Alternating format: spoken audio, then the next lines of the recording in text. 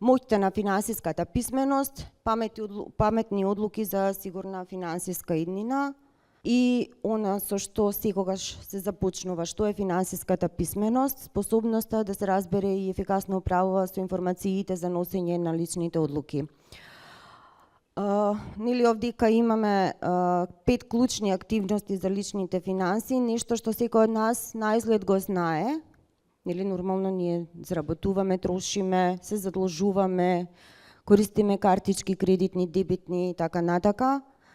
Но не сите всушност вистински знаеме да управуваме со сопствените финанси и многу често се наоѓаме во замката на презадолженост. Тука нели сега во последно време се појавува терминот на одржливо банкарство, како да не ги презадолжиме нашите клиенти, но сепак тоа представува лична одлука на секој поединец, почнувајќи од точката на заработката, односно заработувањето, трошењето, заштеди, инвестирај, поземи, заштити. Ова е нешто што и на мрежите на интернет може да го најдете како стандардни зборови поврзани со клучните активности за личните финансии.